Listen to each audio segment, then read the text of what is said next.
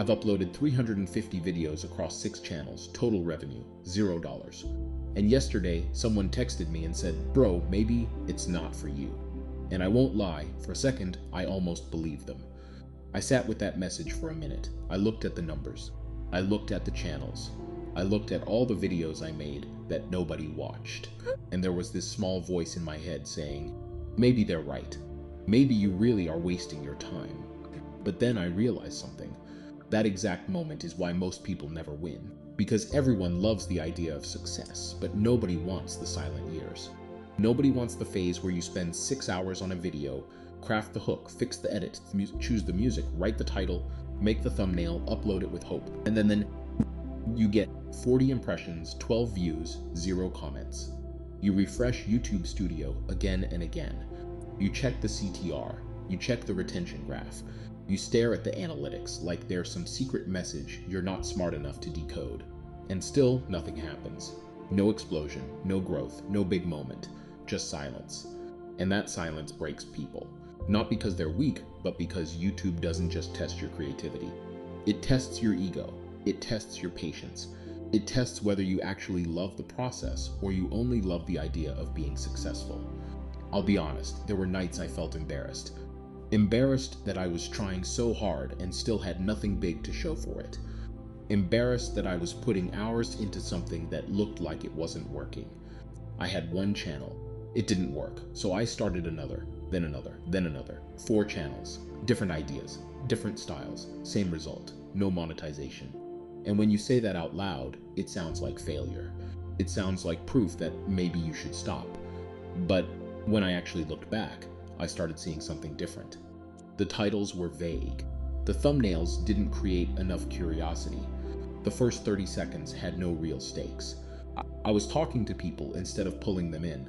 I was making videos, but I wasn't making people feel like they had to keep watching. And that was a hard truth to accept. But it was also the truth that freed me. I wasn't making bad videos. I was making invisible videos. And that's not failure, that's data. A video with no views doesn't mean you are useless. It means the idea, the packaging, the hook, or the execution didn't connect yet. A channel that dies doesn't mean you're not built for this. It means you haven't become good enough yet. And I know that sounds harsh, but it's actually freeing. Because if I'm not good enough yet, that means I can improve. I can study better hooks. I can rewrite better titles. I can make stronger thumbnails. I can understand my audience better. I can become better. But if I tell myself I'm just unlucky, then I give away all my power. And I refuse to do that. Most people don't lose because they have no potential. They lose because they attach their identity to the result too early. They post 10 videos and expect success. They post 20 videos and start doubting themselves. They post for 3 months, nothing happens, and then they say, the algorithm hates me. But maybe the algorithm doesn't hate you. Maybe you just haven't survived the invisible stage long enough.